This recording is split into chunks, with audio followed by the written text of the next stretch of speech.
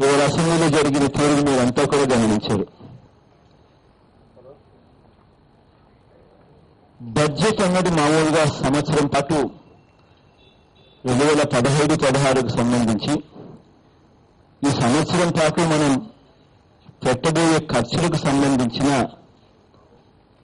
బహుశా అసెంబ్లీ అంటే బడ్జెట్ కన్నా మించిన సమావేశం బహుశా ఏది ఉండదేమో. అటువంటి బడ్జెట్ సమావేశాలు బడ్జెట్ మీదే చర్చ ఎలా తగ్గించాలి అన్న ధోరణిలోనే మొదటి నుంచి కొనసాగింది. బడ్జెట్ మీద చర్చ జరిగితే లెక్కలతో సహా నిజాలు బయటకు వస్తాయి. లెక్కలతో సహా నిజాలు బయటకు వస్తే ప్రభుత్వానికి మొహం చెల్లకుండా పోతుంది అన్న భయం, ఆ భయంలో సాక్షాత్తు స్పీకర్ గారిని కూడా వాళ్ళు కలుపుకోవడం చేసిన కుట్రను చూస్తేనే బాధ అనిపిస్తుంది. అసెంబ్లీలో జరిగిన మామూలుగా ఏ బడ్జెట్ సమావేశాలైనా మీరు చూసుకోండి, కాన్స్టిట్యూషనల్ రూల్ ఏం చెప్తుందనంటే బడ్జెట్ సమావేశాలు 40 రోజుల పాటు జరపాలి అని. ఎందుకు బడ్జెట్ సమావేశాలు 40 రోజుల పాటు జరపాలి అని చెప్పి కాన్స్టిట్యూషనల్ రూల్ ఎందుకు చెప్తుంది అనంటే, బడ్జెట్ అన్నది 365 రోజులకు తర్వాత రాబోయే 360 రోజులు మీద ఎలా ఖర్చులు పెట్టబోతున్నారు అన్న దాని మీద సుదీర్ఘమైన చర్చ జరగాలి. కాబట్టి 40 రోజులు అనేది మ్యాండేటరీగా పెట్టే కార్యక్రమం చేస్తారు. అటువంటిది 17 రోజులు కుదించేశారు ఈసారి బడ్జెట్ సమావేశాలు. అడిగిన వినీనాథులు లేడు. ఇంకా అన్నిటికన్నా బాధ ఎక్కడ అనిపిస్తుందనంటే, 4 రోజులు బడ్జెట్ మీద చర్చ జరపాలి అని వీళ్ళు డిసైడ్ చేస్తే చర్చ జరిపింది ఎన్ని రోజులు అని అంటే 1 రోజు. బాధ ఎక్కడ అనిపిస్తుంది అంటే, 1 రోజు చర్చ జరిపారు.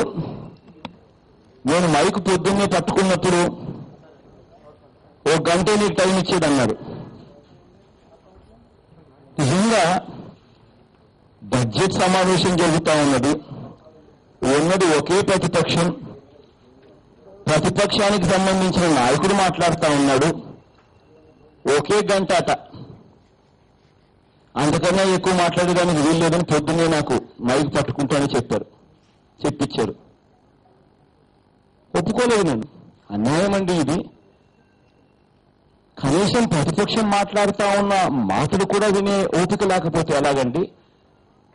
గంటసేపు ప్రతిపక్షానికి ఇచ్చి ఇంతే అని చెప్తే ఇక మీరు బడ్జెట్ ఆ తర్వాత 365 రోజులకు ప్రజలకు సంబంధించిన బడ్జెట్ మీరు ఎలా ఆన్సర్ చెప్తారు అని చెప్పి ఒప్పుకోలేదు. తర్వాత ఇంకా దారుణమైన విషయం ఏంటంటే, స్పీచ్ మొదలైంది నాది. మీరంతా చూశారు ఎన్నిసార్లు ఇంటరప్షన్స్ చేశారు. ఈ ఇంటరప్షన్స్ చేయడం అన్నది కొత్తగా ఇవాళ జరుగుతూ ఉన్నది కాదు. ప్రతిసారి సబ్జెక్టు గురించి ఎప్పుడు మాట్లాడినా, జగన్ అనే వ్యక్తి లేచి సబ్జెక్టు గురించి ఎప్పుడు సంబోధించినా, సబ్జెక్టు గురించి మాట్లాడిన వెంటనే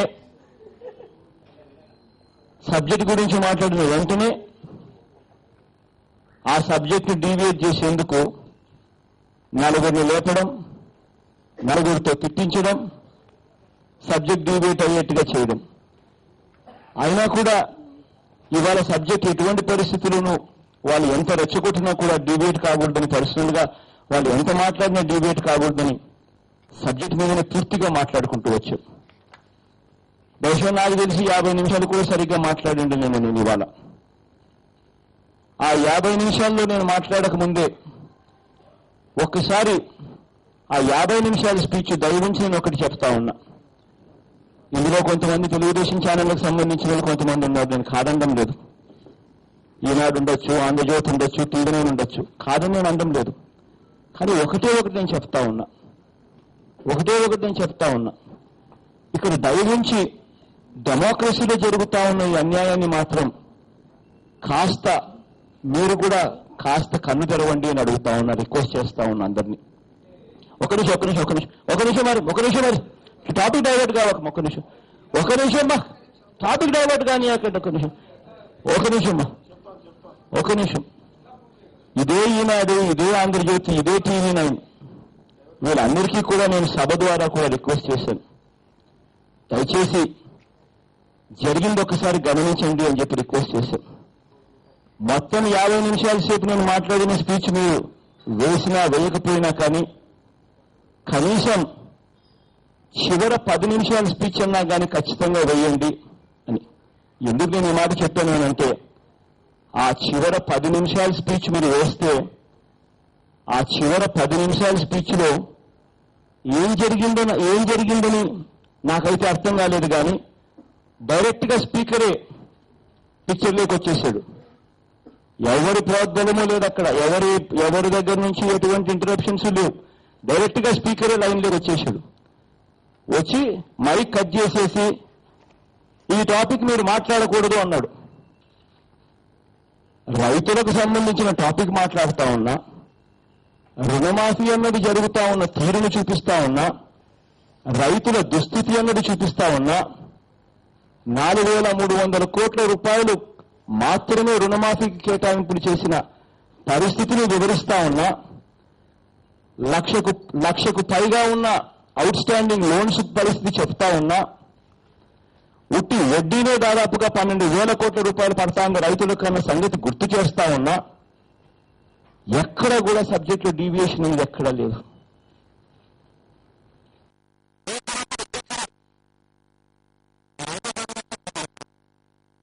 స్పీకర్ అంతటి స్పీకరే కలుగు చేసుకొని మైక్ కట్ చేసి ఈ టాపిక్ మీరు మాట్లాడకూడదు అని మైక్ కట్ చేయడం, ఇది ఎప్పుడైనా ఎక్కడైనా జరిగిందా అని అడుగుతా ఉన్నా.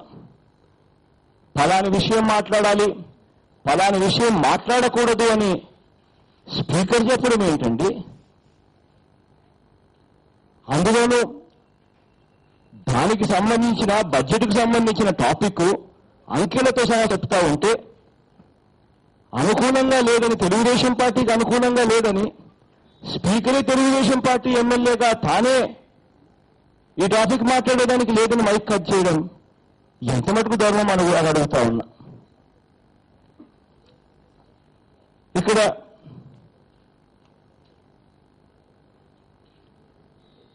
ఇవాళ జరిగిన ఈ స్పీచ్ 9 గంటల 3 నిమిషాలకు మొదలైంది. మొదట 11 నిమిషాల 46 సెకండ్లకు మైక్ కట్, దేవినేని ఇంటరప్షన్ 37 సెకండ్లు, మళ్ళా మైక్, మళ్ళా 1.49 నిమిషాలు 1 నిమిషం 49 సెకండ్లు, మళ్ళా యనమల ఇంటరప్షన్, మళ్ళా మైక్ మళ్ళా కట్, మళ్ళా మైక్ జగన్కి ఇవ్వడం, 12 నిమిషాలు మాట్లాడడం, మళ్ళా మైక్ కట్, అచ్చెన్నాయుడు ఇంటరప్షన్ 2 నిమిషాల 14 సెకండ్లు, మళ్ళీ మైక్ కట్, మళ్ళీ జగన్ మళ్ళీ మైక్ తీసుకోవడం, 1 నిమిషం మాట్లాడే 1 నిమిషం 07 సెకండ్లు మాట్లాడడం, మళ్ళీ మైక్ కట్, అచ్చెన్నాయుడు ఇంటరప్షన్ 3.33 నిమిషాలు, మళ్ళీ మైక్ జగన్కి ఇచ్చారు 14 నిమిషాల 14 సెకండ్లు మాట్లాడడం, మళ్ళీ mic cut, Prathipati Pullarao interruption 1.01 second, మళ్ళీ మైక్ ఇచ్చారు 10 నిమిషాల 27 సెకండ్లకు ఏకంగా స్పీకర్ గారి పిక్చర్లోకి వచ్చేసి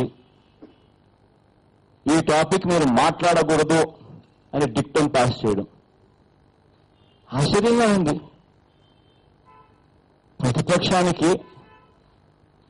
ప్రతిపక్షానికి ప్రజల తరపున మాట్లాడుతూ ఉంటే మాట్లాడకూడదు అని చెప్పి బహుశా చెప్పిన సందర్భం బహుశా నాకు తెలిసినంత వరకు హిస్టరీలో ఎప్పుడు ఎక్కడ ఉండదేమో. ఇటువంటి దారుణమైన పరిస్థితి జరుగుతూ ఉంటే ఆయన మైక్ కట్ చేసినప్పుడు ఎమ్మెల్యేలు వచ్చి ఎందుకు కట్ చేశారు, ఇది దారుణం కాదా, ఎందుకు మైక్ ఇవ్వడం లేదు, ఎందుకు మాట్లాడనివ్వడం లేదు, ఎందుకు మాట్లాడకూడదు, ఎందుకు మీరు చెప్తే ఎందుకు ఆపాలి ఈ టాపిక్, ఎందుకు మాట్లాడనీయకూడదు అని ఎమ్మెల్యేలు అడిగితే 8 మందిని సస్పెండ్, 8 మందిని సస్పెండ్, బలవంతంగా ఎత్తుకొని పోయి సస్పెండ్ చేశారు. నిజంగా సభ జరగాల్సిన తీరుదేనా? ప్రజలకు సంబంధించిన ఇష్యూస్ అసలు నిజంగా బయటకు రావాలన్నా వద్దా? నాకైతే నిజంగా అర్థం కాలేదు ఏం చేయాలనేది కూడా. ఇంతటి దారుణంగా సభను నడిపారు. దారుణంగా ప్రజలు గొంతులు నొక్కే ప్రయత్నం చేస్తా ఉన్నారు. ఇదే బడ్జెట్ సమావేశాలు బహుశా నేను ఇంకొక గంట మాట్లాడి ఉండొచ్చాను, అది గంట 15 నిమిషాలు మాట్లాడి ఉండొచ్చాను. కానీ మాట్లాడకపోతే ప్రజా సమస్యలు బయటికి ఎలా వస్తాయి? రేపు మళ్ళీ 11 గంటలకు నేను స్పీకర్ ఉండరు, నాకు స్పీకర్లు మిమ్మల్ని స్పీకర్లుగా నేను నమ్ముతాను. మీకే నా ప్రజెంటేషన్ ఇస్తా. 11 గంటలకు రేపు మీ ద్వారానే ప్రజలకు మళ్ళా నేను నా గంట 15 నిమిషాలు, గంట సేపు, గంట 15 నిమిషాలు జరిగే తర్వాత కంటిన్యూయేషన్ స్పీచ్ మీ ద్వారా నేను ఇస్తా, ప్రజలకు చెప్తా. మొన్న నేను మాట్లాడిన స్పీచ్, ఈ రోజు నేను మాట్లాడిన స్పీచ్ అయితేనేమి, రేపు పొద్దున నేను మరో గంట సేపు మాట్లాడబోయే స్పీచ్ అయితేనేమి, ఏదైతేనేమి ఈ రోజు మాట్లాడింది, రేపు మళ్ళీ మీ ద్వారా నేను మాట్లాడబోయేది మొత్తం కలిపి ప్యాకేజ్ చేసి మీరు ప్రజలకు రిలీజ్ చేయండి. రేపు చూపించేది కూడా ప్రజలకు డైరెక్ట్ గా మీరే చూపించండి. దాంట్లో రిలవెంట్ పాయింట్స్ ఉన్నాయా లేదా, ప్రజలకు సంబంధించిన టాపిక్స్ ఉన్నాయా లేదా, ప్రజలకు మంచి జరిగే టాపిక్స్ ఉన్నాయా లేదా, ప్రజలకు మీరు చేసిన కేటాయింపులు ఏంది, చేయవలసిన కేటాయింపులు ఏంది, ప్రజలకు జరుగుతా ఉన్న నష్టం ఏంది అన్నది ప్రజలే నిర్ణయం చేసుకునే పొజిషన్లోకి మనమంతా కూడా తీసుకొని పోతాం. డెమోక్రసీలో నేను మిమ్మల్ని అందరినీ కూడా ఈ సపోర్ట్ కోసం అడుగుతా ఉన్నా. ఇవాళ నేను ఇక్కడ ఒకటి మళ్ళీ రిక్వెస్ట్ చేస్తా ఉన్నా, దయచేసి హరి మీతోనే పర్టికులర్గా చెప్తా ఉన్నా. ఎందుకంటే ఒక్కటే చెప్తా ఉన్నా, ఫర్ వేరియస్ రీజన్స్ ఇవాళ మీ టాపిక్ వచ్చింది కాబట్టి మీ పేర్లు ఎత్తాల్సి వచ్చింది. కానీ ఇక్కడ మాత్రం దయవుంచి గో బియాండ్ ఎవ్రీథింగ్ ఎల్స్. డెమోక్రసీని ప్రొటెక్ట్ చేసే విషయంలో దయవుంచి అందరూ కలిసి ఒక తాటి మీదకి రావాల్సిందిగా సవినయంగా ప్రార్థిస్తా ఉన్నా. లేదమ్మా, వీఆర్ అసెంబ్లీకి పోవడం లేదు. స్పీకర్ మీద నో కాన్ఫిడెన్స్ మోషన్ కూడా మూవ్ చేస్తా ఉన్నాం. తెలియదమ్మా, నోటీస్ ఇవ్వమని అయితే చెప్పాను, ఇచ్చాను. ఒకవేళ ఇవ్వకపోతే ఇస్తారులేమ్మా. ఇవ్వకపోతే మాత్రం అవిశ్వాస తీర్మానం మీద we are giving a notice. Speaker చేస్తా ఉన్న తీరును, తెలుగుదేశం పార్టీకి సంబంధించిన ఎమ్మెల్యేగా తాను బిహేవ్ చేస్తా ఉన్న తీరును ప్రశ్నించడానికి కోసం గట్టిగా నిలదీయడం కోసం స్పీకర్ మీద అవిశ్వాస తీర్మానం పెట్టబోతున్నాం. ఖచ్చితంగా పెడుతున్నాం. దాని గురించి వేరే డౌట్ కూడా లేదు. ఖచ్చితంగా పెట్టబోతున్నాం. స్పీకర్ని గట్టిగా స్పీకర్ని కూడా తాను ప్రవర్తిస్తున్న తీరును రాష్ట్ర ప్రజల దగ్గరికి తీసుకుని పోయే కార్యక్రమం కూడా చేస్తాం. అవును, అసెంబ్లీకి పోవడం లేదు. నెక్స్ట్ ఈ సెషన్, ఈ జరగబోయే ఈ సెషన్లో అవిశ్వాస తీర్మానానికి ఏ రోజైతే మళ్ళీ పిలుస్తారో ఆ రోజే మళ్ళీ మేము అసెంబ్లీకి పోతాం. అంతవరకు మేము అసెంబ్లీకి కూడా పోము.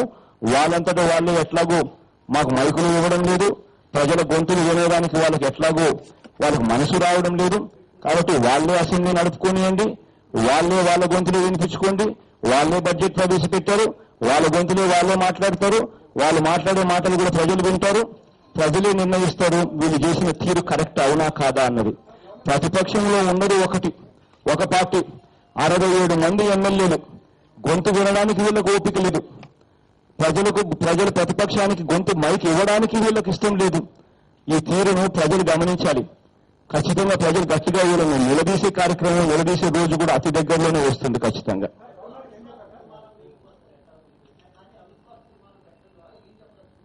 అవిశ్వాస తీర్మానం పెట్టడం ద్వారా స్పీకర్ ధోరణిని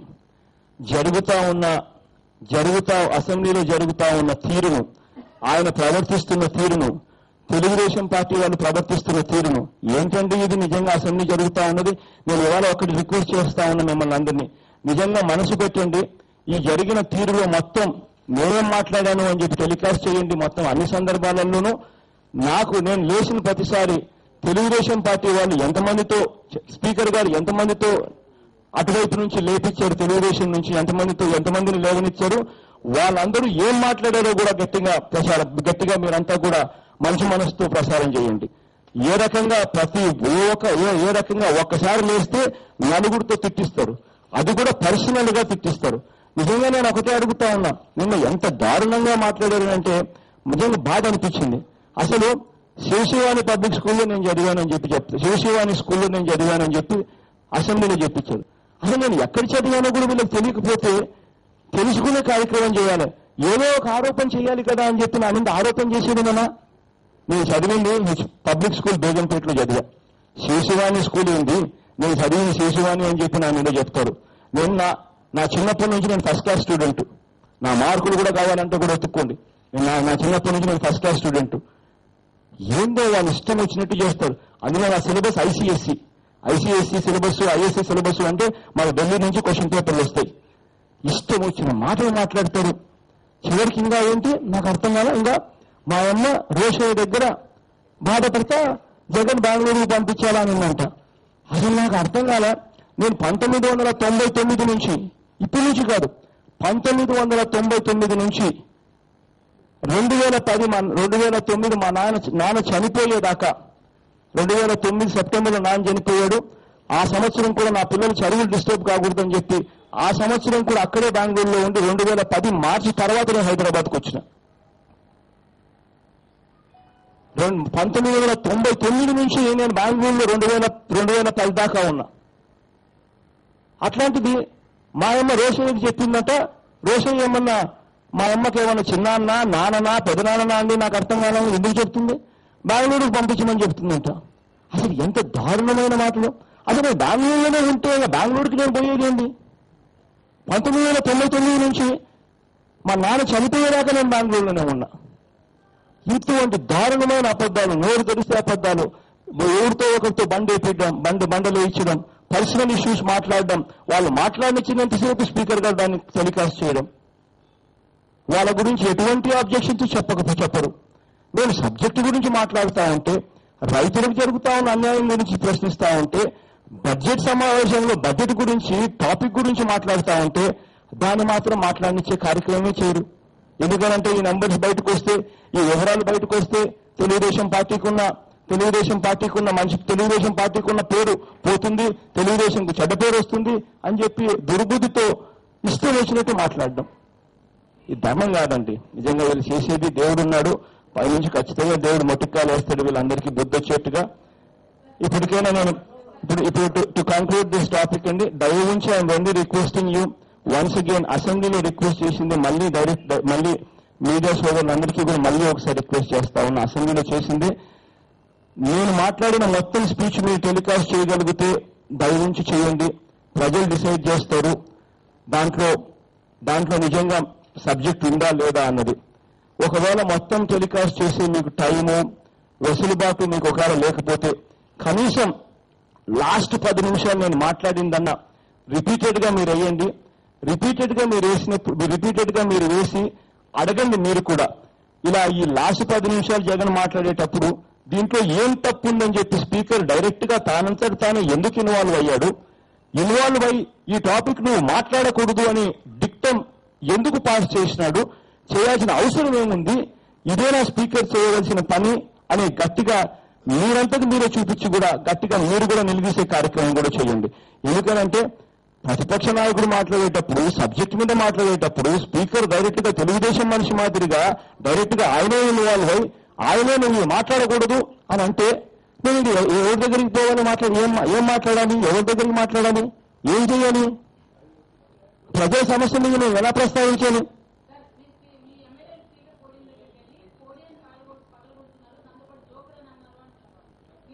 అమ్మా ఒక్క నిమిషం తల్లి రమమ్మ తల్లి ఒక్క నిమిషం తల్లి. ఇవాళ మీరు కూడా మొత్తం ప్రొసీడింగ్స్ చూశారు తల్లి. మా ఎమ్మెల్యేలందరూ కూడా మొత్తం 50 నిమిషాలు మొత్తం అడిగింది. నేను 9 గంటలకి నేను మైక్ తీసుకున్నా, 9 గంటల 3 నిమిషాలు నేను మైక్ తీసుకున్నా. కానీలేమ్మా మీ టైం ప్రకారమే పోదాంలేమ్మా, 9:03 కాకపోతే 9:05 అదే కానీలేమ్మా. తీసుకున్నాం, మొదలవుతూనే తీసుకున్నాక వాళ్ళే ఎన్ని ఇంటరప్షన్స్ చేశారో మీరే చూశారు. సెకండ్స్తో సహా, మినిట్స్తో సహా ఎవరెవరు చేశారో కూడా మీకు ఇప్పుడే చెప్పా. మా వాళ్ళు ఎవరు ముందుకు పోలా. మా వాళ్ళు ఎప్పుడు ముందుకు పోయారమ్మా, స్పీకర్ లాస్ట్ 10 మినిట్స్ నేను మాట్లాడేటప్పుడు తనంతటి తాను డైరెక్ట్ గా ఇన్వాల్వ్ అయిపోయి నా మైక్ కట్ చేసేసి ఈ టాపిక్ మీరు మాట్లాడకూడదు అని చెప్పి స్పీకర్ డిక్టమ్ పాస్ చేసేసరికి నాకు, మా ఎమ్మెల్యేలకు అందరికీ షాక్. ఈయనేంది డైరెక్ట్ గా ఇన్వాల్వ్ కావడం ఏంది, ఈ టాపిక్ మీరు మాట్లాడకూడదు అని చెప్పి డిక్టమ్ పాస్ చేయడం ఏంది అని చెప్పి అందరికీ షాక్. అది అందరి ముందర జరిగిన సంభాషణ. జరిగిన వెంటనే ఎమ్మెల్యేలందరూ ఇదేం అన్యాయము, ఇదేం అన్యాయం అని చెప్పి ప్రశ్నిస్తూ అప్పుడు వాళ్ళు గట్టిగా పోడియం దగ్గరికి వెళ్లే కార్యక్రమం చేశారు. ఇది న్యాయమేనా అని చెప్పి అడుగుతూ. ఆ పోడియం దగ్గర కూడా వాళ్ళు ఎంతసేపు ఉన్నారమ్మా? నేను అదే పోడియంలో అక్కడే ఉన్నా, పోడియం దగ్గరనే ఉన్నాం. స్పీకర్ని గట్టిగానే అడుగుతా ఉన్నాం, ఎందుకు మాట్లాడకూడదు, మాకు మైక్ ఇవ్వండి, ఆ ప్రతిపక్ష నాయకుని మైక్ ఇవ్వండి, ఎందుకు మాట్లాడకూడదు, ఎందుకు మీరు కట్ చేసినారు, ఎందుకు ఈ టాపిక్ మాట్లాడకూడదు, రైతులకు సంబంధించిన టాపిక్ ఎందుకు మాట్లాడకూడదు అని మా వాళ్ళు అడిగారు. మా వాళ్ళు అడుగుతూ ఉన్నారు. అడుగుతూ ఉంటే మైక్ ఇవ్వనన్నాడు. No I will not give, no I will not give, no I will not give అని కన్ను పెద్దదిగా చేసి ఇవ్వని అని చెప్పి తాను అనలేదా? మీరే చూశారు అక్కడంతా, మీరే అక్కడే చూశారు. ఆ మాట వాళ్ళు అంటా ఉన్నప్పుడు మా వాళ్ళు ఏం చేశారమ్మా? మా వాళ్ళు ఏం చేశారు? స్పీకర్ చేస్తా ఉన్నాడు అన్యాయం అని స్లోగన్స్ ఇచ్చారు. స్పీకర్ చేస్తా ఉన్నాడు అన్యాయం అని చెప్పి 10 నిమిషాల సేపు గొంతు పోయేలా అడిసినా కూడా వినే నాతుడు లేడు. వినే నాతుడు లేనప్పుడు 10 నిమిషాల సేపు నువ్వు అడిసినా వినే నాతుడు లేకపోతే ఏం చేస్తారమ్మా? అక్కడ ఉన్నోళ్ళు మిమ్మల్ని అక్కడికి పంపిస్తాను, మీరే గొంతు పోయేలా అడుస్తారు, 10 నిమిషాలు అడుస్తారు. వినకపోతే ఏం చేస్తారు? పక్కన డబ్బులు ఉంటాయి, పక్కన టేబుల్ ఉంటాయి, ఇటు కొడతారు. కొట్రా వినండియా అని చెప్పి అప్పటికన్నా అని చెప్పి అది కూడా తప్పే. వెంటనే 8 మందిని సస్పెండ్ చేసేశారు. అంటే దాని అర్థం ఏంటి? జరగకూడదు చర్చ, సభలోనే చర్చ జరగకూడదు, సభలో ప్రతిపక్షం నంబర్లు చెప్పకూడదు, సభలో ప్రతిపక్షానికి నంబర్లు చెప్పే అవకాశం ఇవ్వకూడదు, జరుగుతా ఉన్న అన్యాయాలు వాళ్ళు ఎత్తి చూపించే అవకాశం సభలో వాళ్ళకి ఇవ్వకూడదు. ఇదే కదమ్మా దుర్బుద్ధి. అసలు ఇదేంటమ్మా అన్యాయం?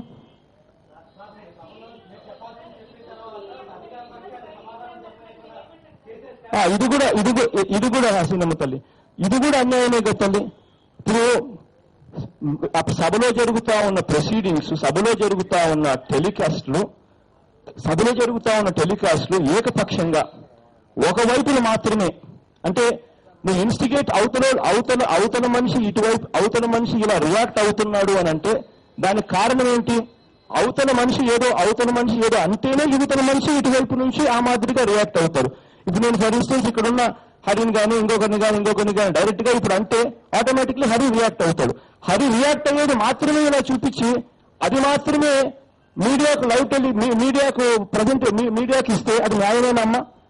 చేస్తే 2 వైపులా ఏం జరిగింది అని చెప్పి టెలికాస్ట్ రైట్ అని ఇవ్వాలి. అలా కాకుండా ఒక వర్గానికి ఒక పార్టీకి మంచి జరిగేట్టుగా ఒక సైడ్ ఆఫ్ ది స్టోరీ మాత్రమే కనిపించేట్టుగా ఇటువైపున వాళ్ళు ఏం చేస్తే ఇటువైపు నుంచి ఆ రియాక్షన్స్ వచ్చాయి అన్నది కనపడకుండా ఒక సైడ్ మాత్రమే కనిపించేట్టుగా అది మాత్రమే మీడియాకు కూడా ప్రజెంటేషన్ ఇవ్వడం ఏంటమ్మా? అసలు అందులో మీడియాకి ఇచ్చింది ఎవరు? కాళోజీ శ్రీనివాస్ గారు. కాళోజీ శ్రీనివాస్ ఎవరు? తెలుగుదేశం పార్టీకి చెందిన విప్పు. అసలు స్పీకర్ ఏంది? ఇటువంటి టెలికాస్ట్ రిలీజ్ చేయాలంటే స్పీకర్ చేయాలి.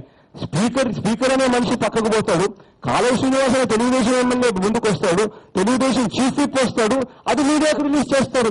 కేవలం వన్ సైడెడ్ వర్షన్ మాత్రమే వచ్చేట్టుగా మీడియాకు రిలీజ్ చేస్తారు. ఇదేం ధర్మమమ్మా? చేసేట్టుగా అయితే 2 వైపుల నుంచి చేయాలి. అవతలోడు ఏదో అంటాడు కాబట్టి యువతలోడు ఏదో అంటాడు. ఈ 2 వైపుల వర్షన్ అనేది రాకుండా ఒకే సైడ్ వర్షన్ రావడం, దానికి వీడియో టేపులు ఇవ్వడం ధర్మమేనా ఇది?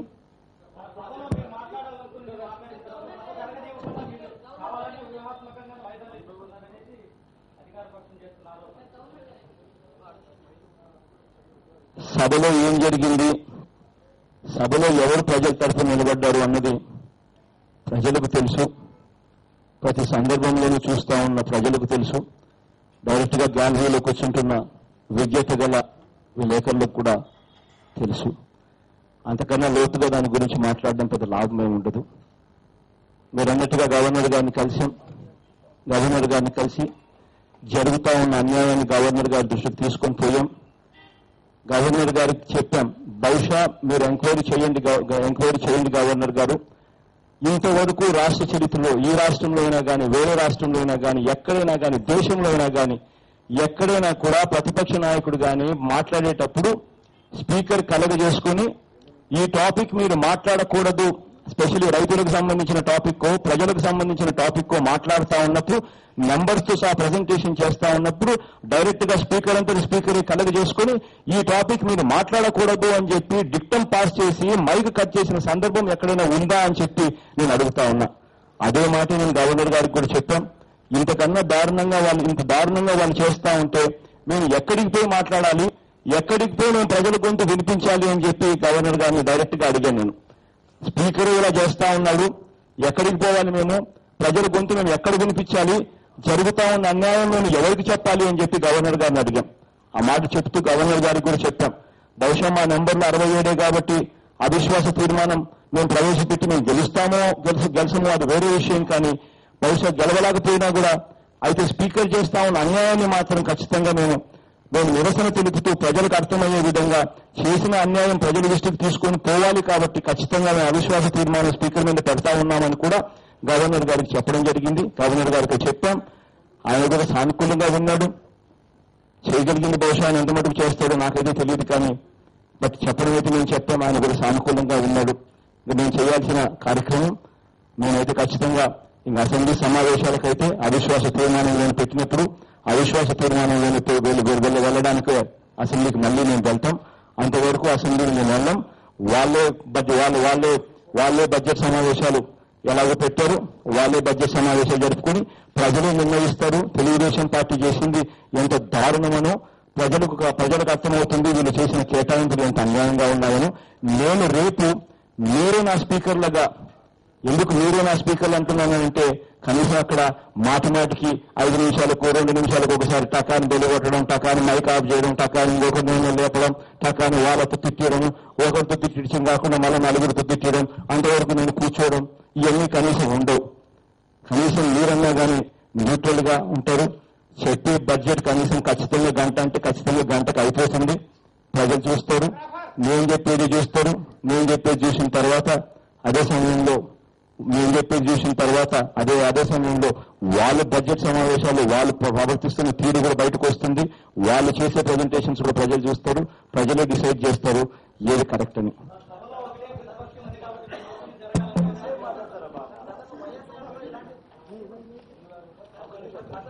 ఒక నిమిషం నేను మాట్లాడిన లాస్ట్ 10 నిమిషాలు మాత్రమే ఏమని చెప్పాను. లాస్ట్ 10 నిమిషాలు 5 నిమిషాలు 7 నిమిషాలు కనీసం ఎంత చివరికి తీసుకొని పోగలుగుతుంది చివరికి తీసుకొని పోండి. అంత చివరికి తీసుకొని ఫోన్ ఆఫ్ చేయడం, అంత చివరికి తీసుకొని పోండి. కనీసం లాస్ట్ లో ఏంటి అసలు స్పీకర్ ఏం తప్పు నేను మాట్లాడుతా ఉన్నానని చెప్పి డైరెక్ట్ గా స్పీకర్ ఇన్వాల్వ్ అయ్యి డైరెక్ట్ గా నేను మాట్లాడకూడదు అని చెప్పి డిక్టమ్ పాస్ చేయడానికి నేను ఏం తప్పు చేశాను, ఏం తప్పు మాట్లాడాను అని చెప్పి డైరెక్ట్ గా మీకు చూపించడం కోసం లాస్ట్ 10 నిమిషాలు, లాస్ట్ కనీసం 7 నిమిషాలు 8 నిమిషాలు లాస్ట్ చివరికి స్పీకర్ తీసుకున్న నిర్ణయానికి ముందు వరకు వేయండి అని చెప్పి నేను రిక్వెస్ట్ చేశాను. వాళ్ళు వేస్తే ఒకసారి మీరైనా చూడండి, ఎక్కడైనా నేను తప్పు మాట్లాడాను అని చెప్పి మీకైనా అనిపిస్తే మీరైనా కూడా నాకు చెప్పండి. నువ్వే అది నా స్పీకరు, ఆయన కన్నా బెటరు. ఎన్నికల కమిషన్ మిమ్మల్ని అడిగితే ఎన్నికల కమిషన్కి లెటర్లు కూడా రాశారు. ఎన్నికల కూడా అధ్యక్షులు ఎంత జరిగింది. వెంటనే ఎన్నికల కమిషన్ మీద రాసిన లెటర్లో ఏమని రాశారు అధ్యక్ష? The financial implications of all these promises were taken note of. దీనికి సంబంధించిన ఫైనాన్స్ ఇంప్లికేషన్స్